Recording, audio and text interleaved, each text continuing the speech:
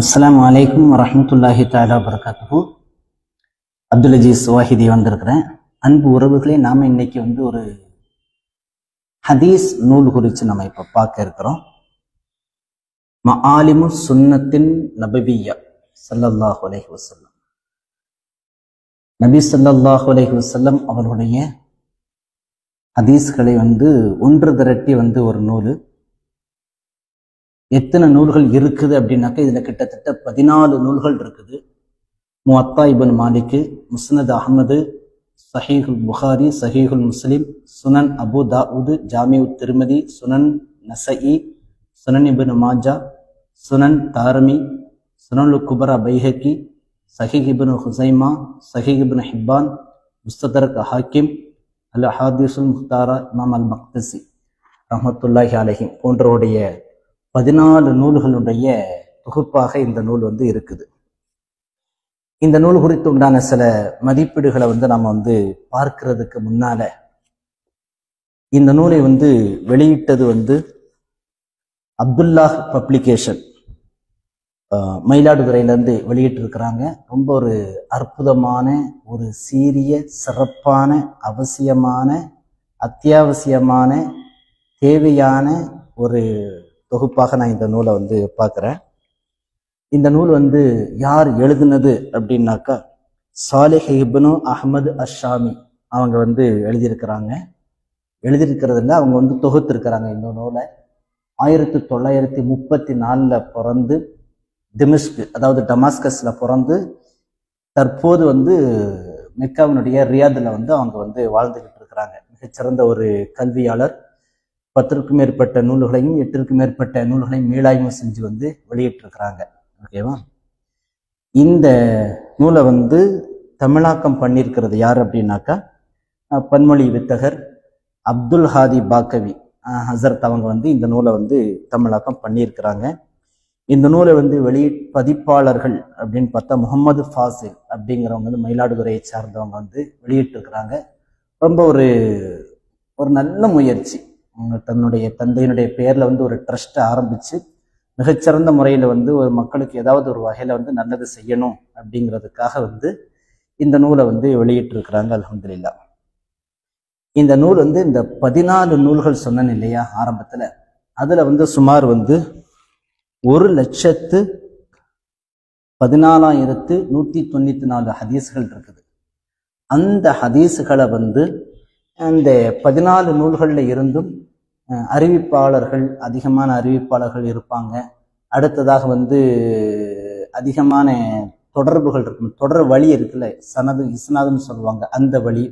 இந்த மாதிரியான விஷயங்கள் எல்லாம் சுருக்கி ஒரே ஹதீஸ் பல நூல்கள்ல வந்துருச்சு அப்படின்னாக்கா அதையும் ஒன்னா எடுத்துக்கிடுவாங்க. இப்படி பல வகையில ஃபில்டர் பண்ணி குறைச்சு சுமார் ஒரு 28,430 சுருக்கி, அதிலிருந்தும் சுருக்கி 3,921 ஹதீஸாக இந்த மஆலிமு சுன்னத்து நபவிய்யா அப்படிங்கிற நூல்ல சேர்த்திருக்கிறாங்க.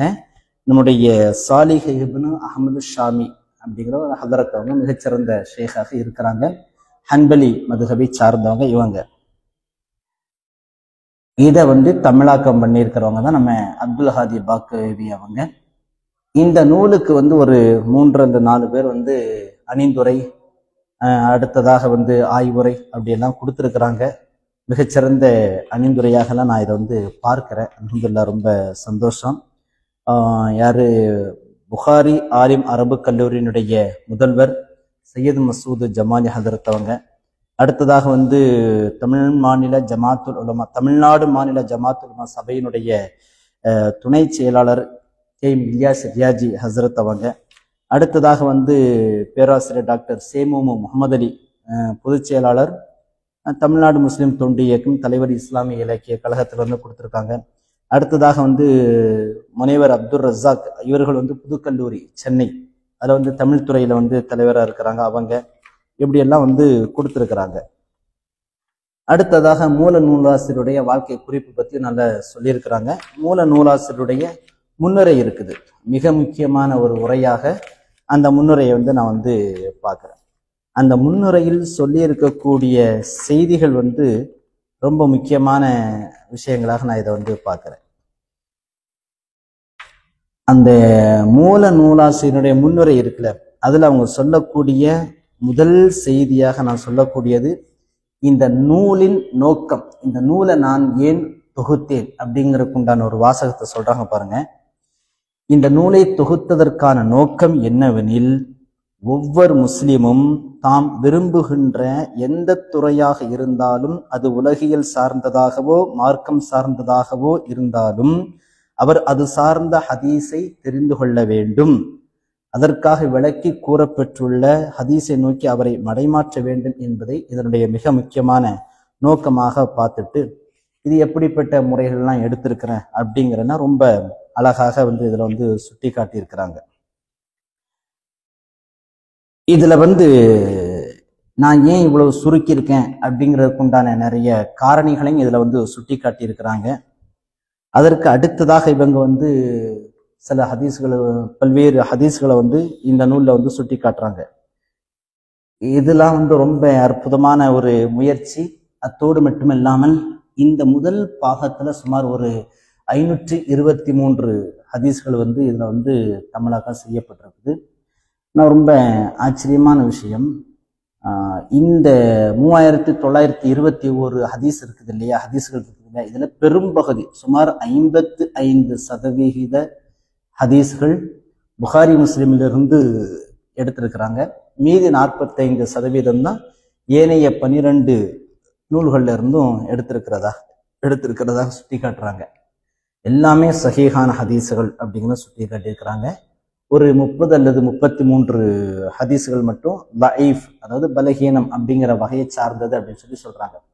அதுலேயும் சொல்லுகின்ற பொழுது சுமார் பலகீனமான ஹதீஸ் அப்படிங்கிற வகையிலேயே சுமார் 49 வகைகள் இருக்கிறதாக சுட்டி காட்டிட்டு ஒரு வியப்பான ஒரு செய்தியை வந்து சொல்றாங்க. சரியா, இது வந்து மொழிபெயர்ப்பு எப்படி இருக்குது அப்படின்னு சொல்லி பார்த்தா வந்து நான் வாசிச்ச அளவுல நான் சொல்லிடுறேன். ஓகே, பரவாயில்லை என்கின்ற ரகத்தை சார்ந்தது அப்படின்று நான் நினைக்கிறேன். ஏனென்றால் இதற்கெல்லாம் வந்து தமிழ்ல வந்து ஹதீஸுகளை வந்து தமிழாக்கம் செய்வதில் முன்னோடியாக இருப்பதாக நான் வந்து ஒரு நல்ல ஒரு பரந்துபட்ட ஒரு சிந்தனையோடு பார்க்கின்ற பொழுது முகமது கான் பாக்கவி அவர்களும் அவர்களுடைய குழுவினருடைய அந்த மொழிபெயர்ப்பு நடை வந்து ரொம்ப இலகுவாக இருக்கும். அதற்கு முன்னாடி வந்து பல மார்க்க அறிஞர்கள்லாம் செஞ்சிருக்கிறாங்க, மிகச்சிறந்த முறையில இருக்கும். அதெல்லாம் வந்து ஒரு இறையச்சத்தினுடைய உச்சத்துல இருக்கும். அதுக்கு அடுத்து இப்போது இருக்கக்கூடிய தலைமுறையினர்களில் வந்து முகமது கான் பாக்கவி அவர்களுடைய குழுவினருடைய மொழிபெயர்ப்பு வந்து நல்லா இருக்குது. ஹதீசு துறையிலும் அந்த தப்சீர் துறை என்று குரானுடைய விரிவுரை துறையிலே நான் பார்க்கிறேன். அந்த அடிப்படையில் அப்துல் ஹாதி பாக்கவி ஹசரத் அவர்களுடைய மொழிபெயர்ப்பும் பல நூல்களை வந்து அவங்க வந்து மொழிபெயர்த்திருக்கிறாங்க, நல்லா இருக்குது. இந்த முக்கியமாக இந்த நூல்ல வந்து கொஞ்சம் வருது ஒரு 300 அந்த 500 ஹதீஸ்களை தோராயமாக நான் பார்த்துட்டேன். 500ஐயும் ஒன்னொன்னா தரவு செக் பண்ணலை. நான் ஓரளவுக்கு நான் அதை வந்து பரிசோதித்து பார்த்ததுல என்னுடைய பார்வைக்கு பெரும்பாலும் அந்த புகாரி முஸ்லிம் ஹதீஸ்கள் இருக்குல்ல, அது அப்படியே வந்து கான் பாக்கவி அந்த குழுவினர் இருக்காங்க இல்லையா, அவர்கள் மொழிபெயர்த்த அந்த ஹதீஸுகளுடைய வார்த்தைக்கு அப்படியே ஒத்து போறது மாதிரி வந்து நான் வந்து பார்க்குறேன். அதை நான் சொல்லிடுறேன். மற்ற ஹதீஸுகள் வந்து ரொம்ப நல்லா இருக்குது, அதுவும் வந்து ரொம்ப சிறப்பாக இருக்குது அப்படிங்கிறத நான் சொல்லிடுறேன் ஒன்று. சரியா, அதற்கு அடுத்ததாக வந்து இந்த ஹதீஸுகள் வந்து இன்னும் வந்து நிறைய பல பதிப்புகளை வந்து காண இருக்குது. அடுத்தடுத்த பாகங்கள் வந்து வெளிவர இருக்குது. ஏனென்றால் இதுல வந்து கிட்டத்தட்ட 500 தான் இருக்குது அப்படின்னாக்கா இன்னும் 3900 ஹதீஸ் அப்படிங்கிறப்ப எப்படியும் வந்து ஒரு 5 அல்லது ஒரு 6 பாகங்கள் வரைக்கும் போறதுக்கு உண்டான வாய்ப்புகள் இருக்குது. என்னைய கேட்டால் இந்த பக்கங்கள் வந்து குறைவு அப்படிங்கிறத நான் சொல்றேன். இன்னும் கொஞ்சம் பக்கங்களை வந்து அதிகப்படுத்தலாம். வந்து இதுல வந்து ஒரு 450 பக்கம் வரைக்கும் போட்டிருக்கு, 420 பக்கம் வரைக்கும் போட்டிருக்காங்க அப்படின்னாக்கா ஒரு 600 பக்கம் வரைக்கும் கூட வந்து தாராளமாக வந்து போடுறதுல வந்து தவறு ஒன்று கிடையாது. ஏனென்றால் அப்படி போடுகின்ற பொழுது இந்த பாகங்களுடைய எண்ணிக்கை வந்து உங்களுக்கு வந்து குறையிறதுக்கு உண்டான வந்து வாய்ப்பாக இருக்கும் ஒன்று. அடுத்ததாக வந்து இதில் வந்து தேர்ந்தெடுக்கப்பட்டிருக்கக்கூடிய ஹதீஸ்களுடைய அந்த முறைகள் ரொம்ப ஈஸியானது.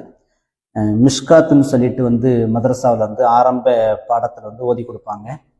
அந்த முறைகளில் வந்து இருக்கிறதாக நான் இதை வந்து பார்க்குறேன். அதாவது ஒரு ஒரு அத்தியாயம், அதற்கு கீழே வந்து ஒரு பிரிவு பாடம் இந்த இந்த தரத்தில் இருக்கும்.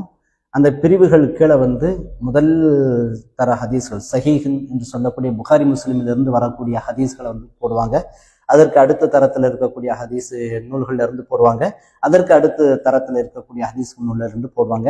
அந்த மாதிரி தான் இந்த நூலையும் வந்து ரொம்ப அற்புதமாக இருக்குதுன்றதையும் அதையும் நான் சுட்டி காட்டுறேன். உள்ளபடியே வந்து வாசிப்பதற்கு வந்து ரொம்ப ரொம்ப நல்லா இருக்குது, இலகுவாகவும் இருக்குது. அரபியும் வந்து ரொம்ப நல்லா, அரபி ஃபாண்ட்டும் வந்து நல்லா கொடுத்துருக்குறாங்க. தமிழும் வந்து ரொம்ப நல்லா இருக்குது, ரொம்ப மன திருப்தியாகவும் இருக்குது. அடுத்ததாக இதில் வந்து சில ஆலோசனைகளை வந்து நான் வந்து முன்வைக்கலாம் அப்படிங்கிற மாதிரி இருக்கிறேன். நான் சில ஹதீஸ்களை வாசித்த பொழுது நான் எடுத்துக்கிட்ட முறைகள் எப்படி அப்படின்னாக்கா, நான் இதை வந்து எப்படி இதை வந்து மதிப்பீடு செய்யலாம் அப்படிங்கிறத எடுத்துக்கிட்டோம்னாக்கா, 100 பக்கத்துக்கு ஒரு 3 ஹதீஸ் அப்படின்ற கதையில வந்து இது வந்து ஒரு 300-400 பக்கம் இருக்குன்னு சொல்லலாம். கிட்டத்தட்ட ஒரு 10 ஹதீஸ்களை வந்து நான் வந்து எடுத்துக்கிட்டேன். இந்த மாலிமு சுன்னத்து நபவியால இருந்து ஒரு 10 ஹதீஸ்களை வந்து நான் வந்து எடுத்துக்கிட்டேன். இதே ஹதீஸ்கள் வந்து புகாரி முஸ்லீம்ல வந்து எப்படி இருக்குது அப்படிங்கிறதையும் வந்து நான் வந்து பார்த்துக்கிட்டேன். இந்த ஹதீஸ்கள் எல்லாத்தையும் அதற்கு முன்னாடி பின்னாடி இருக்கக்கூடிய பல ஹதீஸ்களை வந்து நான் வந்து வாசிச்சிருக்கேன். உதாரணமாக ஒரு ஹதீஸை வாசிக்கிறேன் அப்படின்னாக்கா அதற்கு முன்னால் ஒரு 5 அல்லது ஒரு 10 ஹதீஸை வாசிச்சிருப்பேன். அதற்கு பின்னாடி ஒரு 5 அல்லது 10 ஹதீஸ்களை வாசிச்சிருப்பேன். இப்படியே ஒவ்வொரு இடத்துலையும் வாசிச்சிருக்கேன். இப்போ நான் வந்து விஷயத்துக்கு வந்து ஒரு 10 ஹதீஸ்களை மட்டும் வந்து நான் வந்து எடுத்திருக்கிறேன். அந்த ஹதீஸ்களிலிருந்து சில செய்திகளை சொல்றதுக்கு முன்னால நான் ஒரு செய்தியும் சொல்லிடுறேன். இந்த நூல்ல வந்து தமிழாக்க நூல்ல வந்து ஆரம்பத்திலேயே வந்து அந்த கலைச்சொல் அகராதியை வந்து கொடுத்துருக்குறாங்க. எனக்கு என்னமோ வந்து கலைச்சொல் அகராதி வந்து ஒரு திருப்தியா வந்து படலை. ஏனென்றக்க இதே கலைச்சொல் அகராதி தான் வந்து புகாரி முஸ்லீம்லேயும் கொடுத்துருக்குறாங்க. அதே மாதிரி பெரும்பாலும் அதிகபட்சமா அப்படிதான் கொடுத்துருக்குறாங்க. அதுவும் அப்படியே அதை வந்து இதுல வந்து இறக்கியிருக்கிறாங்கன்ற விஷயத்தையும் நான் சொல்லிடுறேன். நான் ஒரு ஹதீஸுக்கான ஒரு கலைச்சொல் அகராதியை வந்து தேடினேன். அதை வந்து பின்னால உதாரணமாக வந்து சூர் ஊதப்படுதல் அப்படின்ட்டு ஒரு ஹதீஸ் இருக்குது. அதை தேடி வந்து அதுல வந்து சூர் அப்படிங்கிற இடத்துல வந்து நான் வந்து கலைச்சொல் அகராதியை வந்து தேடினேன். இல்லை, எக்காலம் அப்படின்னு சொல்லி அதுக்குடைய தமிழாக்கத்தை வந்து கொடுத்துருக்காங்க. எக்காலம்னு சொல்லி கொடுத்துருக்காங்க. சரி, அந்த எக்காலத்துல போய் பார்ப்போம் அப்படின்னு கலைச்சொல் அகராதியில வந்து இதுல போய் தேடினேன்.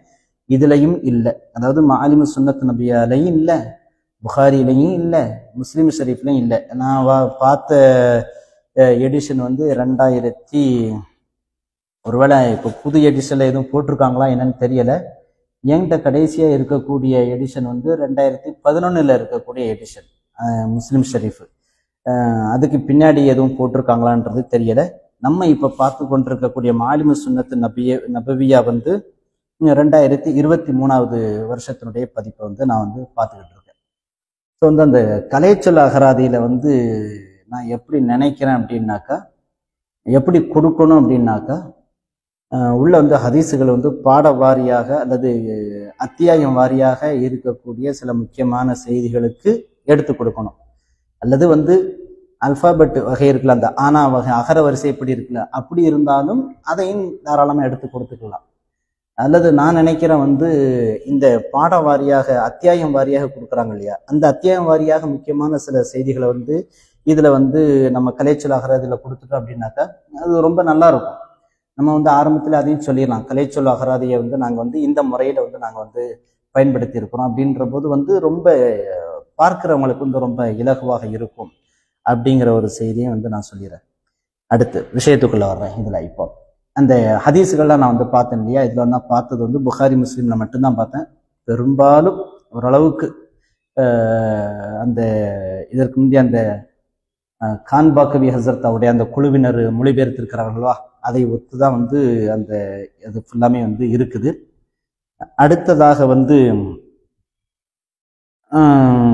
வேறு ஒரு ஹதீஸை வந்து நான் வந்து பார்க்குறேன். ஹதீஸ் எண் 61. அந்த ஹதீஸ்ல வந்து எனக்கு வந்து ஒரு பெரிய ஒரு ஒரு ஒரு சின்ன நெருடல் ஒன்று இருக்குது. அந்த செய்தியும் நான் வந்து சொல்லிடுறேன்.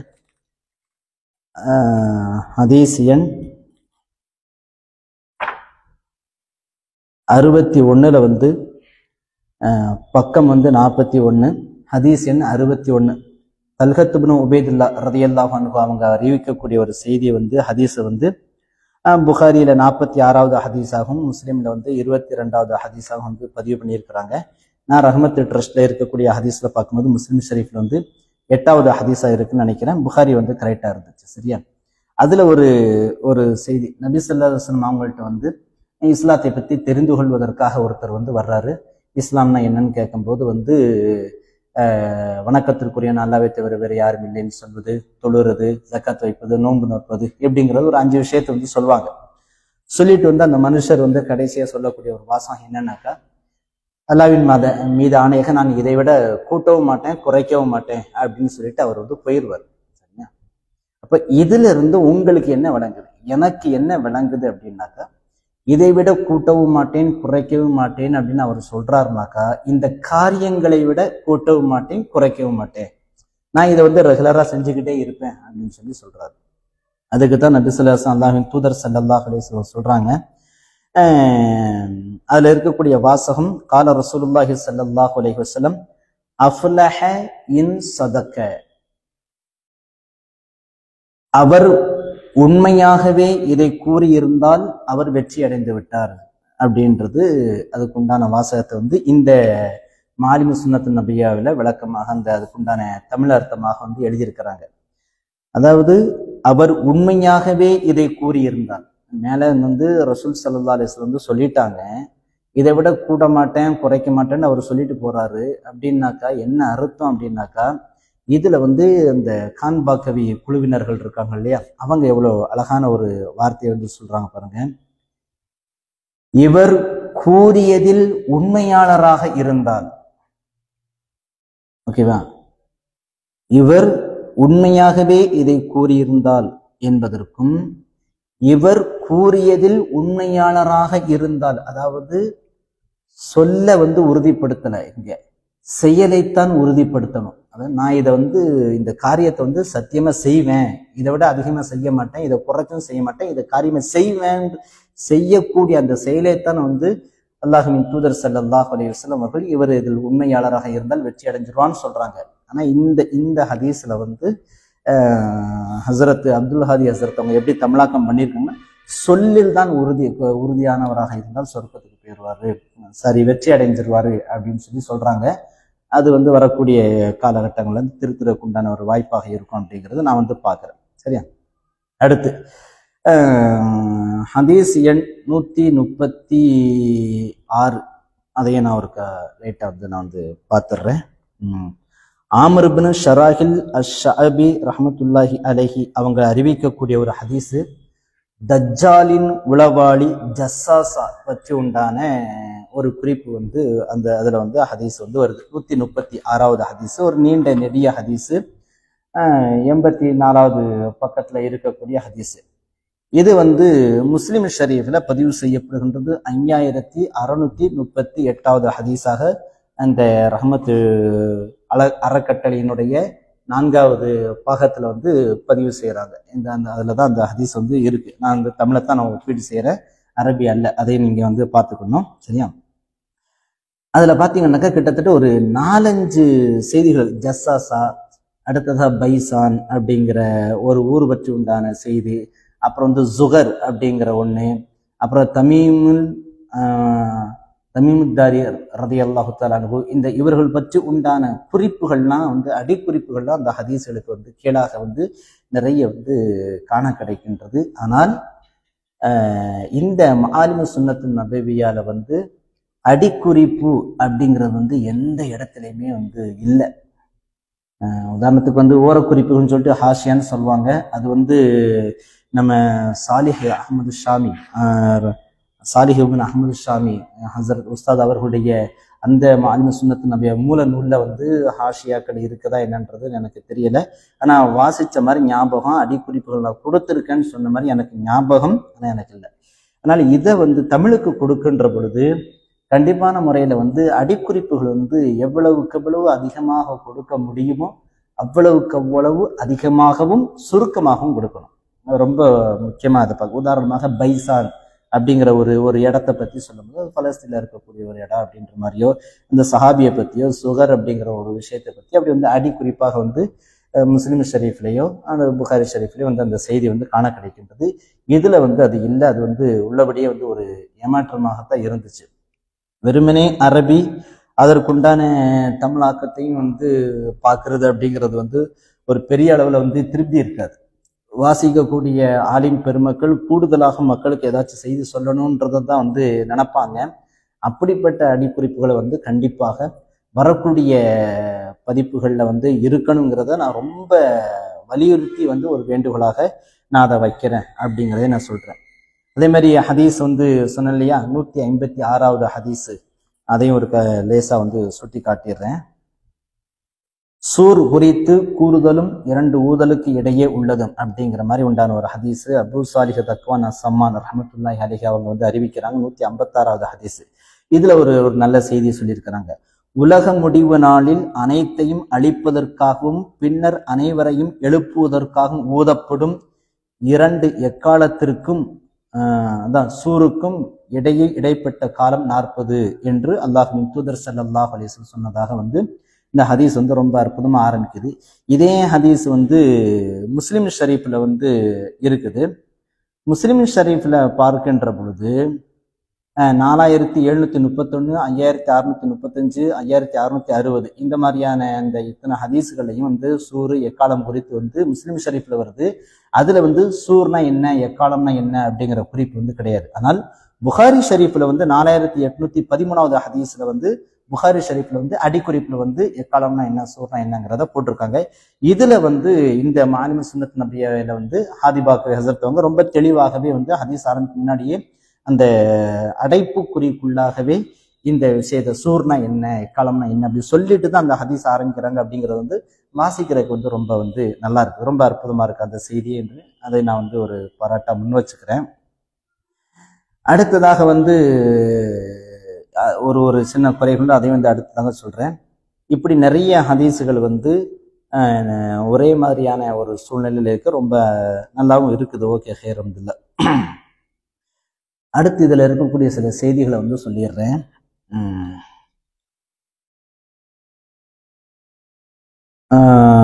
இந்த ஹதீஸ்கள் இருக்குல்ல, தேவையான ஒன்று வந்து அடிக்குறிப்புகள் வந்து அவசியமா இருக்கணும் அப்படிங்கிறத நான் வந்து சுட்டி காட்டிடுறேன். எனக்கு வந்து ஒரு ஹதீஸ்ல வந்து ஒரு நெருடல் இருக்குது.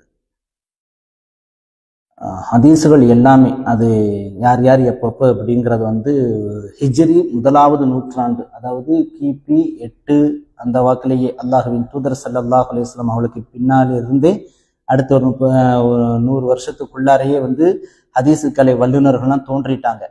யார்ல இருந்து முவத்தா இப்னு மாலிக் ரஹ்மத்துல்லாஹி, அஹ்மது ரஹ்மத்துல்லாஹி, தாரிமி ரஹ்மத்துல்லாஹி, புகாரி ரஹ்மத்துல்லாஹி, முஸ்லிம் ரஹ்மத்துல்லாஹி, இப்படியெல்லாம் 100, 200, 300 இந்த காலகட்டத்திலேயே வந்து எல்லாருமே தோன்றி ஹதீஸுகளுக்கு உண்டான தரங்கள்லாம் பிரித்து வச்சு எல்லாத்தையுமே எழுதி வச்சுட்டாங்க. இந்த ஹதீஸுகளை வந்து சஹீஹு தஈஃபு அப்படிங்கிறத வந்து தரம் பிரிக்கிறதுக்குன்ட்டு ஒரு அறிவு வேணும். சரியா? அந்த அறிவு வந்து இல்லாம வந்து அந்த ஹதீஸுகளை வந்து தரம் பிரிக்கிறதுல வந்து ஈடுபாடு வந்து கொள்ளக்கூடாது. அந்த வகையில வந்து நாங்க வந்து உள்ளபடியே வந்து பெரிதும் விமர்சிக்கக்கூடிய ஒரு நபர், அதாவது 1919 பிறந்து பார்த்துக்கிடுங்க. 1919 எங்க இருக்குது? கிபி 1919, இன்னும் கரெக்டா 100 வருஷம் தான் ஆகுது. அப்போ பிறந்தவர் எங்க இருக்குது? இந்த ஹதீஸுகள் வந்து அல்லாஹ்வின் தூதர் ஸல்லல்லாஹு அலைஹி வஸல்லம் அவர்களுடைய சஹாபா பெருமக்கள் ரலியல்லாஹு அன்ஹும் அவர்களை நேரடியாக கண்டு அவர்களிடத்திலிருந்து கேட்டு, அதற்கு அடுத்த தலைமுறையிடத்திலிருந்து கேட்டு, அதற்கு அடுத்த தலைமுறையிடத்திலிருந்து கேட்டு தொகுத்தளித்த அந்த ஆண்டுங்கிறது வந்து எங்க இருக்குது? கிட்டத்தட்ட இது எல்லாமே வந்து கிபி 1000க்குள்ளாகவே முடிஞ்சிருச்சு. 900 வருஷம், 1000 வருஷத்தும் 1200 வருஷத்துக்கு அப்புறம் வந்து ஒருத்தர் வந்து இந்த நூல்களை வந்து இந்த ஹதீஸ்களை வந்து பலமானது பலகீனமானது இட்டுக்கட்டப்பட்டதுங்கிறது வந்து ஒருத்தர் சொல்றாரு அப்படின்னாக்கா அது எப்படி வந்து அதை வந்து ஏத்துக்க முடியுதுன்னு நமக்கு வந்து தெரியல. நான் ரொம்ப ஸ்ட்ரைட்டாவே சொல்லிடுறேன். நாசிருத்தீன் அல்பானி அப்படிங்கிற ஒருத்தருடைய அவர் வந்து என்னென்ன ஹதீஸ் கிதாபுகளெல்லாம் வந்து சஹீஹு லைஃப்ன்ற தரம் பிரிச்சிருக்கிறாருனாக்கா திருமிதி, அபூதாவுது, இப்னு மாஜா, நசஈ ரஹ்மத்துல்லாஹி அலைஹிம் இவர்களுடைய இந்த 4 நூல்களிலேயே இவர் தரம் பிரிச்சிருப்பார்ல. 1919 பிறந்து 1999 வந்து இறந்திருக்கிறார்கள் இல்லையா. அல்பேனியால பிறந்த நாசுருத்தீன் அல்பானி அப்படிங்கிற ஒருத்தர் வந்து ஹதீஸுகளை வந்து தரம் பிரிச்சு காட்டுறாரு. இந்தந்த ஹதீஸுகள் எல்லாம் சஹீஹானது, இந்தந்த ஹதீஸுகள் எல்லாம் லைஃப் பலகீனமானதுன்னு சொல்லி தரம் பிரிச்சிருக்காரு இல்லையா. இந்த முறைகளைத்தான் நான் எடுத்திருக்கிறேன் அப்படின்னு சொல்லிட்டு சாலிஹ் இப்னு அஹ்மது ஷாமி இந்த மாலிமு சுன்னத் நபவியா அந்த நூலை வந்து தொகுத்தளித்த இந்த உஸ்தாத் அவங்க வந்து சொல்றாங்க. அது நமக்கு வந்து ரொம்ப நெருடலாக இருக்கிறது. ஏனென்றால் திருமிதி, அபூதாவுது, நசஈ, இப்னு மாஜா இதெல்லாம் கிட்டத்தட்ட ஒரு 40,000-50,000 ஹதீஸ்கள் இதெல்லாம் சேர்த்து பார்த்தா கிட்டத்தட்ட 50,000 ஹதீஸ்கள் வந்துடும். இந்த 50,000த்துலேயுமே வந்து நாசுருத்தீன் அல்பானி வந்து யோசிச்சு பாருங்க, மொத்தம் ஹதீஸுகள் வந்து 1,14,000 சில்லறை, சரியா? 1,10,000 கிட்டத்தட்ட 45% ஹதீஸுகளை 45% ஹதீஸுகளை நாசுருத்தீன் அல்பானி வந்து சஹீஹாக்குறாரு, லைஃப் ஆக்குறாரு அப்படிங்கிறத வந்து நம்மளால வந்து ஹதீஸு துறையில இருக்கக்கூடிய ஆலிம் பெருமக்களால வந்து ஏத்துக்க முடியாத ஒரு விஷயமாக நான் அதை வந்து ஒரு விமர்சனமாகவே வந்து நான் வந்து கண்டிப்பா நான் முன்வைக்கிறேன். அடுத்ததாக வந்து ஒரு நல்ல அற்புதமான ஒரு நூல் கண்டிப்பாக வந்து வாங்கி பயனடையக்கூடியது. ரொம்ப ஸ்ட்ராங்கா ஒரு செய்தியை சொல்றேன். இந்த நூல் அதாவது ஹதீஸுகளின் தொகுப்புன்னு சொல்லிட்டு எந்தெந்த நூல்கள் எல்லாம் வருகிறதோ, அது புகாரியாக இருக்கட்டும், முஸ்லிமாக இருக்கட்டும், திருமிதியாக இருக்கட்டும், மிஷ்காத்தாக இருக்கட்டும், பஸாராக இருக்கட்டும், அபூதாவுது, இந்த 14 நூல்கள் பேர் சொன்ன அந்த நூல்களாக இருக்கட்டும், இதை தொகுத்து வந்திருக்கக்கூடிய மாலிமு சுன்னத் நபவியாக இருக்கட்டும், எதுவாக எந்த ஹதீஸ் நூல்களாக இருந்தாலும் ஆலிம் பெருமக்கள் தான் வாசிக்க வேண்டும் இந்த நூலை. ஏனென்றால் வந்து ஹதீஸ்கள் வந்து நிறைய கூடுதல் குறைவுகள், அதற்குண்டான விளக்கங்கள் வந்து எக்கச்சக்கமா இருக்குது. பொதுமக்களுக்கு வாசிச்சாங்கன்னாக்கா கண்டிப்பான முறையில் அது வந்து ஒரு குழப்பத்தை உண்டாக்கும். அடுத்ததாக இது வந்து சொற்பொழிவுக்காக வந்து பேராசிரியர்கள் இருக்கார்கள் இல்லையா, கல்லூரிகளில் இருக்கக்கூடியவர்கள், அவங்க வந்து வாசிச்சுக்கலாம். அவங்க எந்த மாதிரியான அத்தியாயங்களை வாசிப்பாங்கன்னாக்கா நற்பண்புகள், இந்த மாதிரியான செய்திகள், உலகம் சார்ந்த இப்படியான செய்திகளை வந்து வாசிப்பாங்க. கொள்கை ரீதியான ஹதீஸ்களை வந்து அவங்க வந்து தேட மாட்டாங்க. ஆனா வந்து ஆலிம் பெருமக்களுக்கான ஒரு மிகச்சிறந்த ஒரு நல்ல வழிகாட்டு இருக்கக்கூடிய ஒரு நூல்.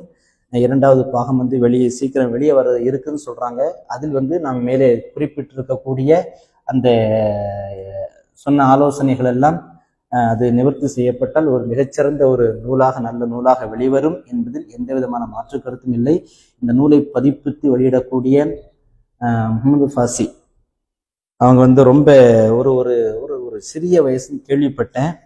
நானும் ஒரே ஒரு வாட்டி வந்து இதுல பேசினேன்னு நினைக்கிறேன், வாய்ஸ் மெசேஜ் போட்டு விட்டேன்.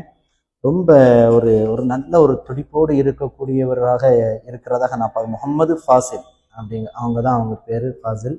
ரொம்ப அற்புதமான ஒரு நல்ல ஒரு மார்க்கத்துக்கு ஏதாச்சும் செய்யணுங்கிற ஒரு நல்ல நோக்கத்துல அவங்க செய்யறாங்க. அல்லாத வந்து மிகச்சிறந்த முறையில வந்து ஏற்றுக்கொள்ளட்டும் அவர்களிடத்திலிருந்து.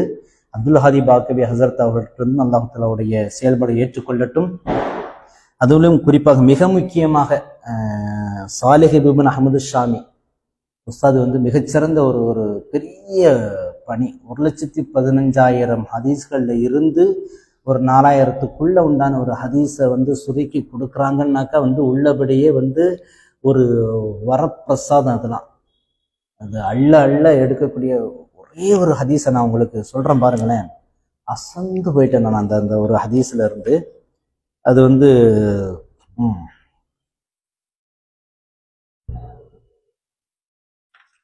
ஒரு நல்ல ஹதீஸ். அது குர்ஆனை ஓதி முடித்த பிறகு குர்ஆனை ஓதி முடித்த பிறகு நம்ம இந்த ஹத்துமுல் குர்ஆன்லாம் ஓதுறாங்கல்ல, துவாலாம் ஓதுறாங்கல்ல, குர்ஆன் முடிச்சுட்டு ஹத்தம் பண்ணிட்டு ஒரு துவா ஓதுறாங்க இல்லையா, அந்த துவா நிறைய பேர் ஓதுவாங்க. நிறைய பேர் இந்த ஏக சகோதரர் நிறைய பேர் ஓதுறது கிடையாது. அது ஒரு பொருட்படுத்துறதே கிடையாது. ஆச்சரியமா இருந்துச்சு. அதுல ஒரு அற்புதமான ஹதீஸ் தாரமில வந்திருக்கக்கூடிய 3525வது ஹதீஸ். இதுல 511வது ஹதீஸாக பதிவு செய்யப்படுகின்றது. முஜாஹித் ரஹ்மத்துல்லாஹி அலைஹி அவர்கள் என்னிடத்தில் ஆள் அனுப்பினார்கள். நான் அவர்களிடம் சென்றேன். நாங்கள் குர்ஆனை ஓதி முடிக்க நாடியுள்ளோம், எனவேதான் நாங்கள் அழைத்திருக்கிறோம். அதாவது துவா செய்யறதுக்காக நாங்கள் அழைக்கிறோம். குர்ஆனை முடிக்கின்ற பொழுது கேட்கப்படுகின்ற துவா பிரார்த்தனை ஏற்கப்படுகின்றது என எங்களுக்கு செய்தி கிடைத்தது என்றார்கள். அதற்கு பிறகு அவர்கள் நீண்ட பிரார்த்தனைகளை செய்தார்கள். அதாவது குர்ஆன் ஓதி முடித்த பிறகு ஹத்முல் குர்ஆனுக்காக ஒரு துவா ஓதணுங்கிறது ஒரு நபி வழியாக ஒரு சுன்னத்தாக இருக்குங்கிறத இது காட்டு. எவ்வளவு அற்புதமான ஒரு செய்தியாக இருக்கு பாருங்க. மேலும் இந்த நூல் மிகச்சிறந்த ஒரு தாக்கத்தை ஏற்படுத்த வேண்டும் இன்ஷா அல்லாஹ். ஆலிம் பெருமக்களுக்கும் கல்லூரியில் இருக்கக்கூடிய விரிவுரையாளராக இருக்கக்கூடிய பிரசங்கத்தில் இருக்கக்கூடிய அந்த ஆசிரியர் பெருமக்களுக்கும் மிகச்சிறந்த ஒரு நூலாக இது இருக்கும். மார்க்க அறிஞர்கள் இமாம்களுக்கும் ஒரு நல்லது ஒரு சிறந்த நூலாக இருக்குன்றதையும் ஒரு வாழ்த்தாகவும் துவாவாகவும் ஒரு எதிர்பார்ப்பையும் நாம் முன்வச்சுட்டு வல்லோன் அல்லாஹு தஆலா நம்மிடத்திலிருந்து நலவுகளை ஏற்றுக்கொள்வானாக. அஸ்ஸலாமு அலைக்கும். அப்துல் அஜீஸ் சாலிம் அல்வாஹிதி.